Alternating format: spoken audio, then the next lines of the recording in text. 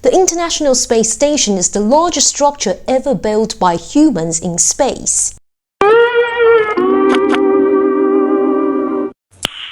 Nice. This massive thing just hanging up there around 250 miles above Earth, and it does a loop around the planet Earth every 90 minutes. It's a proper engineering marvel built by a number of countries like United States, Canada, Japan, Russia, and a few others from Europe.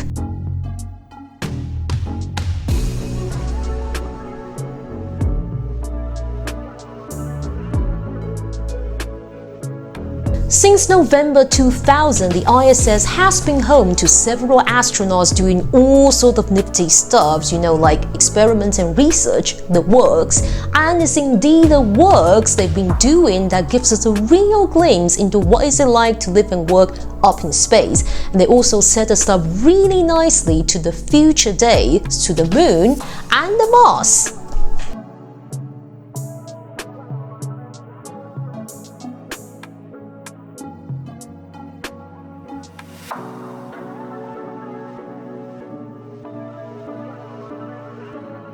The International Space Station itself is a very good reflector of sunlight, so it becomes the brightest object in our sky after the sun and the moon. You can easily spot it without any fancy equipment.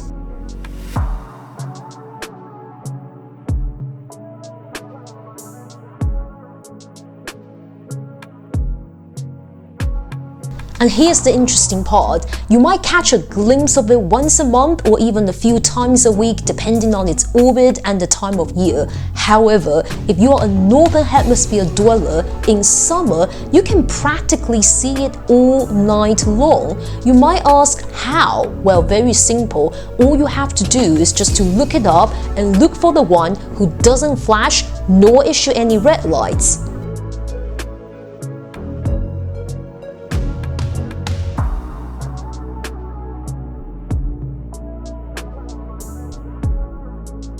Sadly, nothing lasts forever.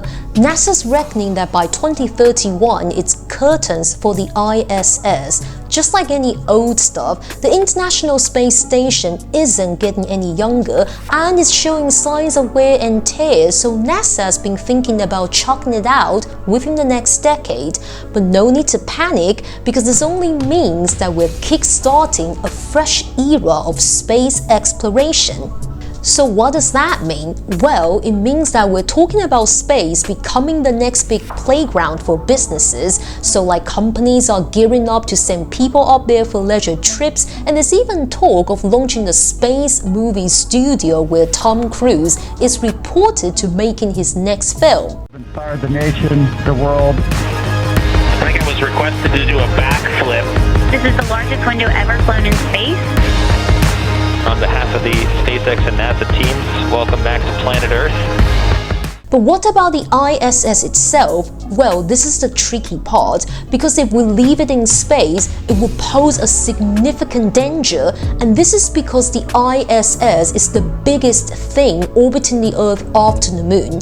Say if it were hit by a piece of space junk, it would create a shower of debris threatening all satellite infrastructure. So this means that the ISS will have to join other retired space hardware in a watery grave of the Pacific Ocean called Point Nemo, which is situated between New Zealand and South America. But you might also be wondering if there would be any impact on the marine environment.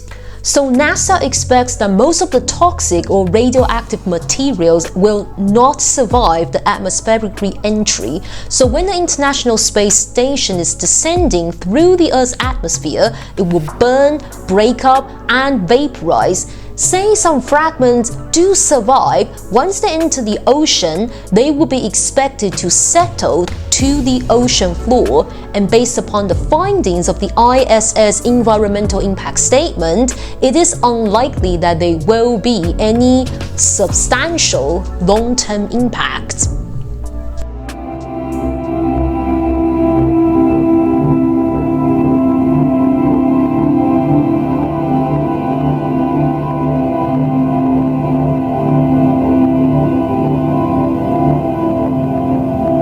As we bid farewell to ISS, let's look ahead what's coming next. NASA has got this very exciting project called Gateway, which is going to orbit around the moon and get us ready for missions to Mars. It's currently set to launch no earlier than 2025.